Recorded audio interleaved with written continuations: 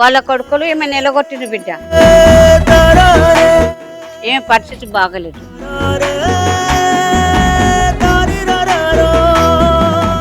అమ్మా నాన్న అనాథాశ్రమంలో ఆశ్రయం పొందుతున్న మరో అభాగ్యురాలు నేడు సంతోషంగా సొంత గూటికి చేరింది.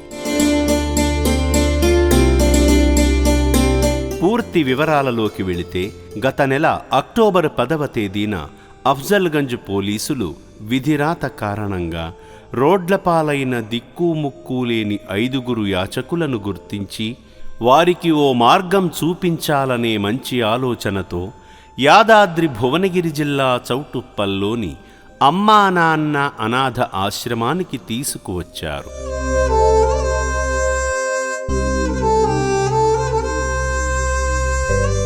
ఆ 5 ఉన్న ఈ అభాగ్యురాలే మరియం భాను.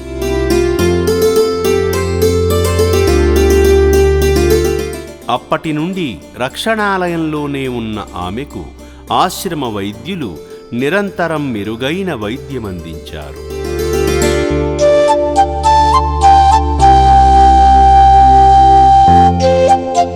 ఆశ్రమ ప్రశాంత వాతావరణం, శ్రీ పుణ్యలింగేశ్వర స్వామివారి అనుగ్రహం వల్ల 40 రోజుల తరువాత ఆమె మానసిక స్థితి మెరుగుపడి ఆశ్రమ సిబ్బందికి తన వివరాలు చెప్పడంతో మరియం భానును సొంతవారికి అప్పగించేందుకు ఆశ్రమ సిబ్బంది ఆమెను తీసుకుని నవంబర్ 19వ తేదీన బయలుదేరారు.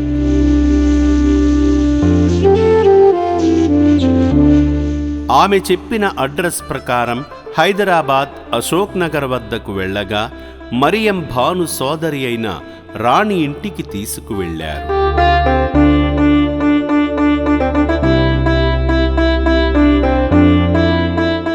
ఆశ్రమ సిబ్బంది మరియం భానుని తీసుకురావడానికి గల కారణాన్ని, ప్రస్తుతం ఆమె మెరుగైన మానసిక పరిస్థితి గురించి వివరించారు.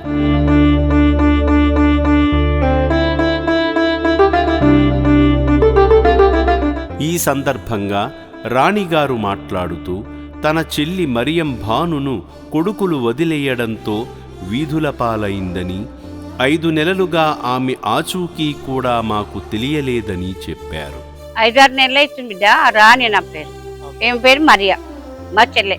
వాళ్ళ కొడుకులు ఏమి నిలగొట్టిన బిడ్డ, ఏమి పరిస్థితి బాగలేదు. అనంతరం ఆశ్రమ సిబ్బంది కుటుంబీకులతో హామీ పత్రంపై సంతకం చేయించుకుని మరియం భానును అప్పగించారు.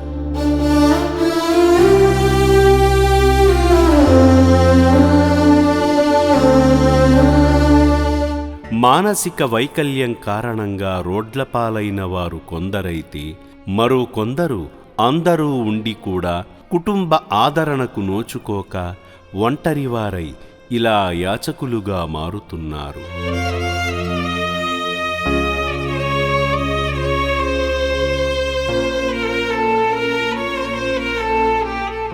తల్లిని మించిన దైవం లేదు, తల్లి ప్రేమకు మించిన బంధం లేదు. ఇలాంటి పవిత్రమైన బంధాలను, తల్లి విలువను మరచిపోయి తమ జన్మకు కారణమైన తల్లినే రోడ్లపాలు చేసిన ఆ కొడుకుల విచక్షణకే ఈ ప్రశ్నను వదిలేస్తున్నాము. తల్లిని ప్రేమించండి, కుటుంబాన్ని గౌరవించండి. ఇలాంటి అభాగ్యులకు ఆశ్రయం కల్పిస్తూ దివ్యమైన సేవ చేస్తున్న శ్రీ పుణ్యలింగేశ్వర స్వామి క్షేత్రం ఆధ్వర్యంలోని అమ్మా నాన్న అనాథ ఆశ్రమానికి మీ వంతు సాయం చేసి అభాగ్యులకు అండగా నిలబడండి.